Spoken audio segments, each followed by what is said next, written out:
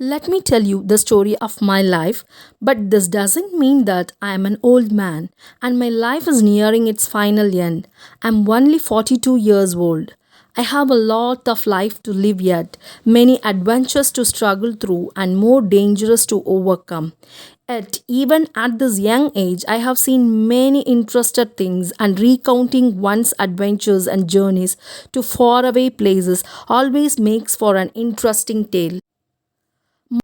My name is Dr. Lemuel Gulliver. The words doctor and adventures don't often go with each other. One always thinks of a doctor as being more studious than daring, but just being a doctor never satisfied me. I always wanted more excitement in my life.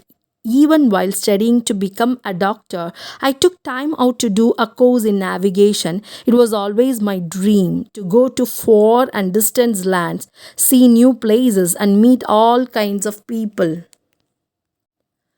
I became a doctor after graduating out of the medical school at the age of 24. But being a doctor who wanted to travel, I found myself a job on a ship. I looked after the health of the sailors and traveled with them throughout the Mediterranean Sea for 3.5 years. Upon returning to England, I decided to settle down and get married. I started practicing as a doctor in London but couldn't get much success. Also, the love of traveling didn't let me settle down on land for long. I started feeling unhappy and restless and soon realized that my heart would never be happy on land. So once again, and with my wife's approval, I found myself a doctor's job on a ship and went out on another voyage. I kept on traveling as the ship's doctor for the next 6 years. This job suited me perfectly. It earned me good money for my family and also fulfilled my wish of seeing faraway places. The voyage also made me learn many different languages, but then my brain was always quite good at learning languages. And thank God for that. Had it not been for this ability, it would have made matters very difficult in the voyages that I was to make afterwards. But I didn't know it then. We traveled for 6 years. By the end of those years, I decided to try settling down on the land again.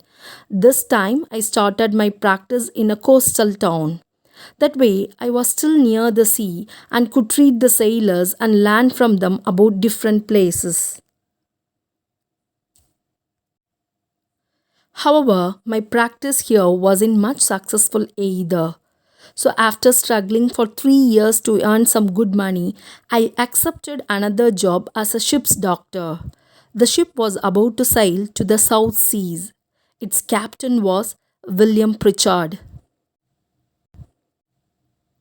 We started our voyage from Bristol, England on May 4th, 1699. Our journey remained peaceful for some time, but just as our ship had crossed the South Seas, it has turned out to be a twist.